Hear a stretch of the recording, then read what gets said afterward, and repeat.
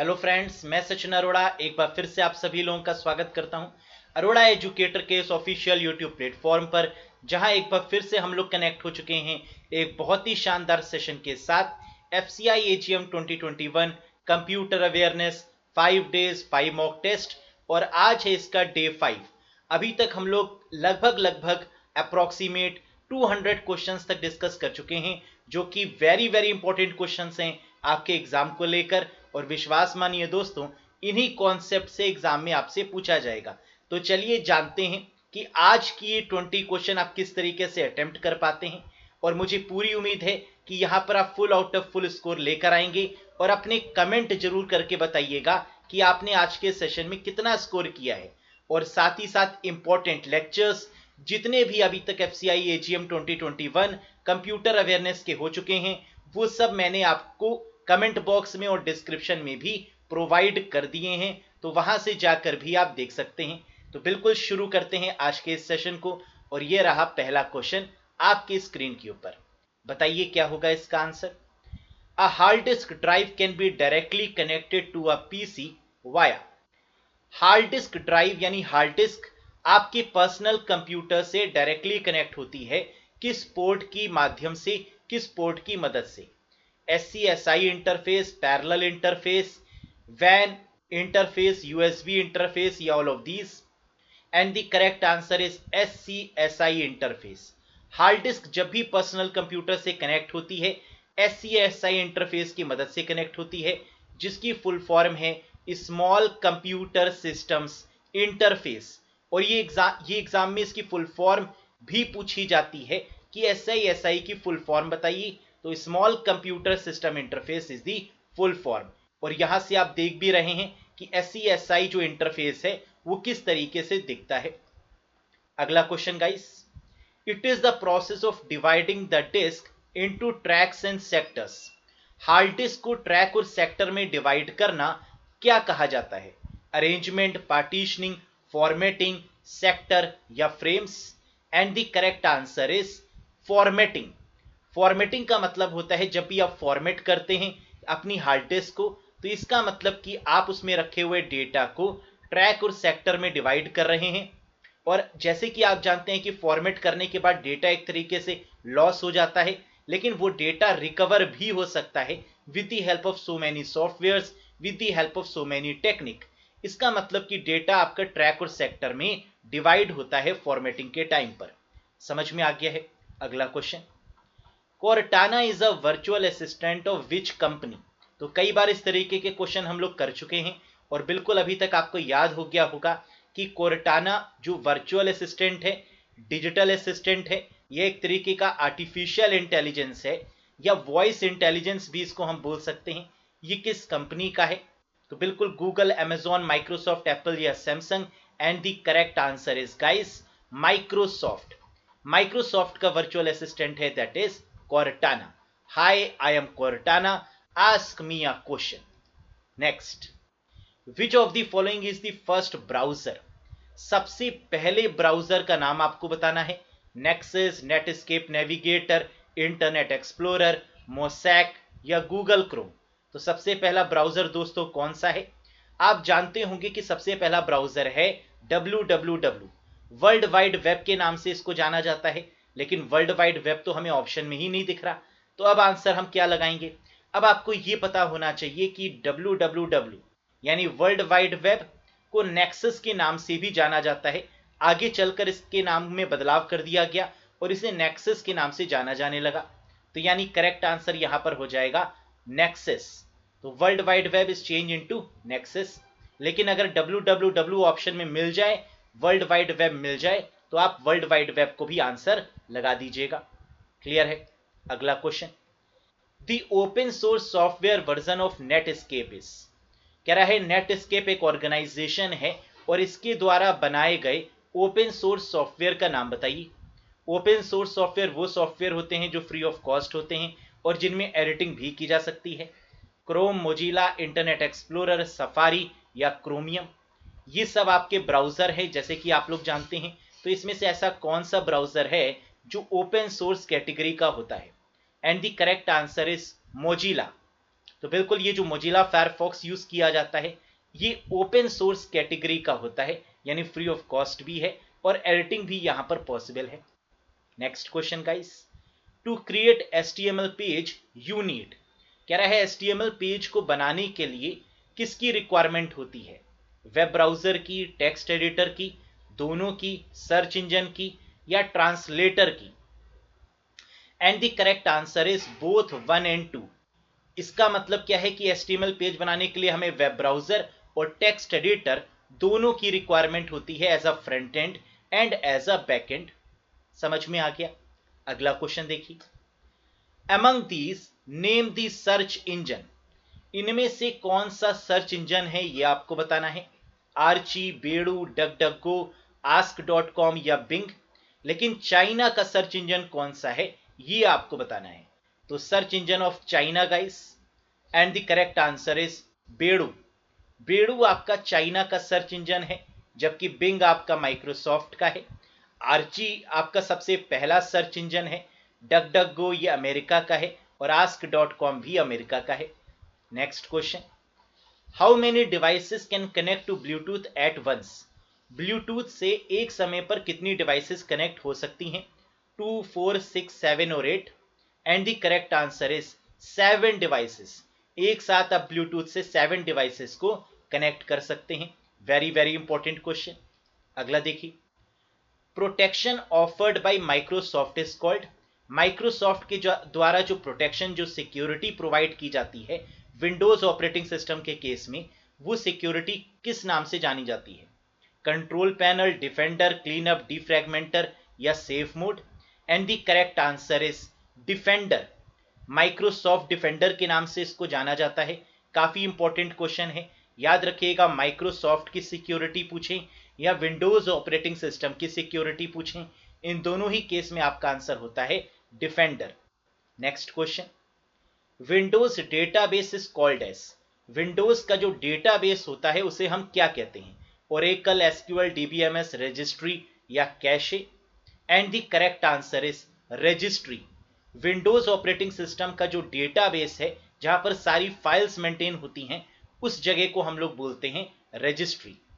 Next question guys, DNS की full form क्या है? DNS stands for what? And the correct answer is domain name system. DNS को domain name system कहा जाता है और डीएनएस का काम होता है डोमेन नेम को आईपी एड्रेस में कन्वर्ट करना। जैसे wikipedia.org एक डोमेन नेम है और सिस्टम यानी डीएनएस की मदद से इसको आईपी एड्रेस में कन्वर्ट कर दिया जाता है। तो ये काम होता है आपके डीएनएस का। Next question, the programs which are as permanent as hardware and stored in ROM is known as, कह रहा है वो सॉफ्टवेयर, वो प्रोग्राम्स जो परमानेंट होते हैं हार्डवेयर में और स्टोर होते हैं रोम में, इनको क्या बोला जाता है? हार्डवेयर, सॉफ्टवेयर, फर्मवेयर, रोमवेयर या all of these? And the correct answer is firmware.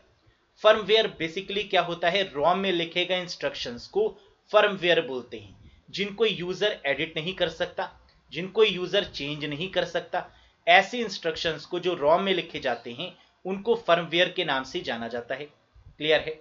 अगला question, which of the following storage is volatile, इनमें से ऐसी कौन सी स्टोरेज है जो वोलाटाइल है, मतलब टेम्परेरी है? Semiconductor memory, floppy disk, CD ROM, core memory या all of these? And the correct answer is semiconductor memory. Semiconductor memory का मतलब होता है रैम या रोम। आप जानते हैं रैम आपकी टेम्परेरी मतलब वोलाटाइल इन नेचर होती है, तो इसलिए आंसर यहां पर क्या हुआ? सेमीकंडक्टर मेमोरी हो गया। समझ में आया? अगला क्वेश्चन देखिए, फर्मवेयर मींस, अभी हम लोगों ने फर्मवेयर से क्वेश्चन देखा था, एक और क्वेश्चन आता हुआ आपके सामने। फर्मवेयर क्या है? सॉफ्टवेयर है, हार्डवेयर है? सॉफ्टवेयर अवेलेबल ऑन हार्डवेयर है, डेटाबेस है या ऑल ऑफ दीज है? तो फर्मवेयर ना तो सिर्फ सॉफ्टवेयर है ना सिर्फ हार्डवेयर है, बल्कि ये सॉफ्टवेयर और हार्डवेयर का कॉम्बिनेशन है। तो हम इसको कह सकते हैं software available on hardware. Hardware पर अवेलेबल जो सॉफ्टवेयर होता है दैट इज कॉल्ड फर्मवेयर। और इसका सबसे बेस्ट एग्जांपल है traffic light. Traffic light signal जो आप लोग देखते हैं वो एक तरीके का फर्मवेयर है, क्योंकि हार्डवेयर में सॉफ्टवेयर काम करता है। That's why this is called firmware. समझ में आ गया है? नेक्स्ट देखिए, among these which is not the layer of TCP IP model, कह रहा है इनमें से TCP IP मॉडल की कौन सी लेयर नहीं है। 4 लेयर होती हैं TCP IP मॉडल में, लेकिन यहाँ पे 5 लेयर्स दी हुई हैं, तो इसका मतलब एक लेयर यहाँ पर इनवैलिड है, और वो कौन सी है? नेटवर्क, इंटरनेट, ट्रांसपोर्ट, एप्लीकेशन या session, and the correct answer is session layer यहाँ पर आपकी इनवैलिड लेयर है। देखिए 4 लेयर्स जो TCP IP मॉडल मतलब ट्रांसमिशन कंट्रोल प्रोटोकॉल और इंटरनेट प्रोटोकॉल की अगर हम बात करें तो 4 लेयर्स होती हैं, जबकि OSI मॉडल में आपकी 7 लेयर्स होती हैं। तो TCP IP मॉडल में ये 4 लेयर कौन कौन सी होती हैं? Network interface layer, internet layer, transport layer and application layer. तो आप देख रहे हैं यहां पर सेशन लेयर नहीं है, that's why session layer is the correct answer of this question. Clear है? अगला question, who invented RAM and ROM? Random access memory और रीड ओनली मेमोरी, जो कि एक तरीके की सेमीकंडक्टर मेमोरी है। प्राइमरी मेमोरी भी आप इनको बोल सकते हैं, मेन मेमोरी की कैटेगरी में भी रख सकते हैं। तो ये किसने इन्वेंट करी है ये आपको बताना है। Tim Berners Lee, Reynold B Johnson, Robert Heath Dennard, Robert Noyce या none of these? And the correct answer is Robert Heath Dennard. तो रैम और रोम के कभी भी अगर फाउंडर या इन्वेंटर आपसे पूछे जाएंगे तो आंसर हो जाएगा रॉबर्ट हीथ डेनार्ड। अगला question guys, what is the function key for help? आप जानते हैं F1 से लेकर F12 तक 12, और कई बार आपके लैपटॉप में एक FN की और होती है, तो इसको भी आप काउंट कर लें तो 13, यानी 12 या 13 आपकी फंक्शन कीज होती हैं। और क्वेश्चन में पूछा गया है कि हेल्प की फंक्शन की कौन सी है, and the correct answer is F1। F1 का मतलब होता है हेल्प, जबकि बाकी कीज का मतलब क्या है? F2 का मतलब है टू रीनेम एनी फाइल और अ फोल्डर, F3 का मतलब होता है सर्च करना, F5 का मतलब होता है रिफ्रेश करना, और F7 का मतलब होता है स्पेलिंग और ग्रामेटिकल एरर का पता लगाना, यानी to find the spelling and grammatical error we use F7 key. समझ में आ गया दोस्तों? Very good. अगला क्वेश्चन देखिए, इन MS Excel a formula should always start with dash sign. कह रहा है MS Excel के केस में जो फॉर्मूला होता है वो किस साइन से शुरू होता है? Plus, minus, equals to, multiply या ampersand? And the correct answer is equals to के सिग्नेचर से स्टार्ट होता है। तो इक्वल्स टू आपका बिल्कुल सही है, जैसे कि यहां पर दिखाया भी गया है, इक्वल्स टू सम करके हमने सम फॉर्मूले की स्टार्टिंग करी है। Next question guys, Microsoft Excel is a dash program. Microsoft Excel किस तरीके का प्रोग्राम है? हम सब जानते हैं कि MS Excel एक रोज एंड कॉलम्स की फॉर्म में एक सॉफ्टवेयर है, एक एप्लीकेशन है। ये एप्लीकेशन किस तरीके की है?